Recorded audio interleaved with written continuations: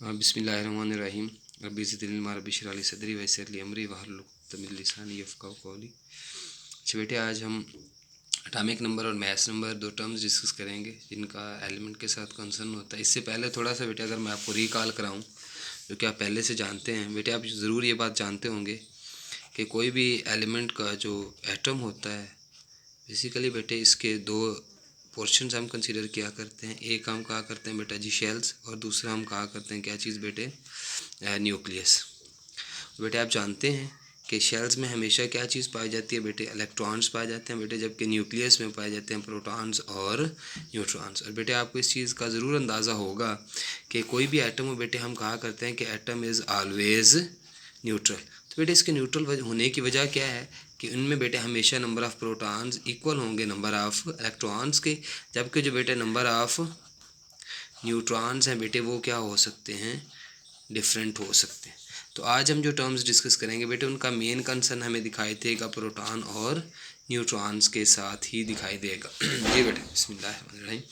तो अगर हम बात करें बेटा जी एटॉमिक नंबर की, तो it is equal to the number of protons. कि किसी एलिमेंट के एटम के न्यूक्लियस में बेटा जितने प्रोटॉन्स होंगे वो उसका क्या कहलाएगा, atomic number. And it is represented by the term, symbol कह लें जी।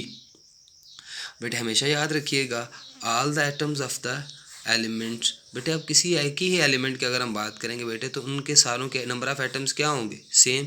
जब उनके बेटे नंबर ऑफ़ एटम सेम होंगे तो इट मीन्स कि उनका एटॉमिक नंबर भी हमेशा सेम होगा। जैसे हाइड्रोजन एलिमेंट है बेटे, तो हाइड्रोजन एलिमेंट का एटम में एक न्यूक्लियस न्यूक्लियस में एक प्रोटॉन होता है, जैसे बेटे ये है। तो वो बेटे एलिमेंट हाइड्रोजन के जितने भी एटम्स होंगे हाइड्रोजन के, उन सारों का प्रोटॉन एक ही होंगे और एटॉमिक नंबर हमेशा एक ही होगा।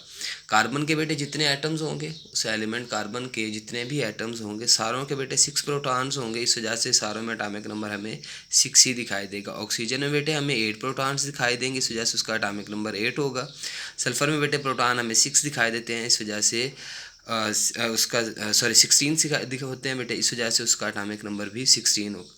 दूसरे लफ्ज़ों में बेटे हम यूँ भी कह सकते हैं कि अगर किसी एलिमेंट के एटम में जितने इलेक्ट्रॉन्स होंगे वो उसका एटॉमिक नंबर बनेगा बेटे, तो वो बात भी गलत नहीं है। क्यों? क्योंकि जितने इलेक्ट्रॉन्स होंगे बेसिकली उतने ही प्रोटॉन्स होंगे, और जितने प्रोटॉन होंगे वही हम कहा करते हैं उसका एटॉमिक नंबर।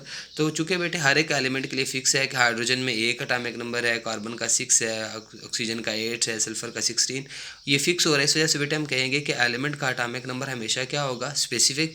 इस वजह से बेटे एटॉमिक नंबर को हम क्या कह सकते हैं, आइडेंटिफिकेशन नंबर भी कह सकते हैं, कि जिससे अगर बताया जाए तो हम उससे किसी एलिमेंट को आइडेंटिफाई कर सकते हैं। जैसे मैं अगर कहूँ जी 8 एटॉमिक नंबर वाला कौन सा एलिमेंट है बेटे, तो आप वाज़ेह तौर पर बताएंगे ऑक्सीजन है। मैं कहूँगा जी 6 वाला कौन सा, तो आप बताएंगे कार्बन है। इस वजह से ये इसका आइडेंटिफिकेशन नंबर भी कहलाता है। अच्छा बेटे अगर हम बात करें मास नंबर की, तो वहाँ हमने सिर्फ बात की थी प्रोटॉन्स की बेटे, जबकि यहाँ पे अगर हम बात करें बेटे, तो जो मास नंबर है बेटे इस बेसिकली ये है sum of protons and neutrons, जो कि कहाँ पे होंगे बेटा जी, nucleus of the atom. Proton plus neutron करेंगे तो मास नंबर, सिर्फ प्रोटॉन्स की बात करेंगे तो एटॉमिक नंबर। इसे रिप्रेजेंट करते हैं बेटे ए से, so A is equal to Z plus N. Z क्या है, एटॉमिक नंबर या प्रोटॉन नंबर या identification number, where N is number of neutrons.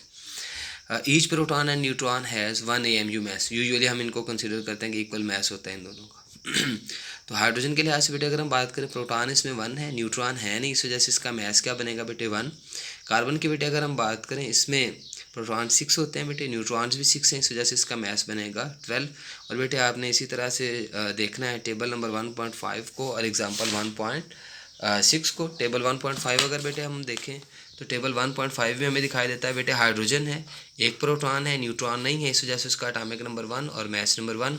Carbon में बेटे 6 प्रोटॉन है, 6 न्यूट्रॉन है, प्रोटॉन 6 है, इस वजह से एटॉमिक नंबर 6, और न्यूट्रॉन भी साथ 6 है, इस वजह से बेटे 6 + 6 हो जाएगा 12 उसका मास नंबर।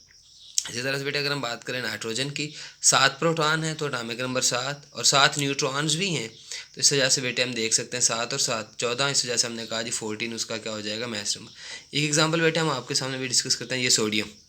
11 इसके प्रोटॉन्स है बेटे, जबकि 12 इसके न्यूट्रॉन्स। और मैंने यही बात बेटे शुरू में की थी कि नंबर ऑफ़ न्यूट्रॉन्स क्या हो सकते हैं, लाजमी नहीं है कि वो सेम हो, वो डिफरेंट हो सकते हैं। और यहाँ हमने यही देखा बेटे, सो जैसे इसका एटॉमिक नंबर तो 11 है, लेकिन जब मैथ्स की बात करेंगे बेटे 11 + 12 कितना हो जाएगा 23। इसी तरह से बेटे आपने एग्जाम्पल 1.1 भी करनी है, जो फार्मूला हमने भी ऊपर पढ़ा है, अगर आपको याद हो बेटे, तो वही फार्मूला इसमें यूज़ होगा जो भी हम बात कर रहे थे। फार्मूला मैं अगर आपको दिखाऊं, ये जो अभी हमने डिस्कस किया ये फार्मूला, इसके अकॉर्डिंग ही आपकी एग्जांपल 1.1 भी सॉल्व होगी, वो आपने कर लेनी है। और उम्मीद है इंशाल्लाह आपको ये पॉइंट क्लियर हो चुका होगा।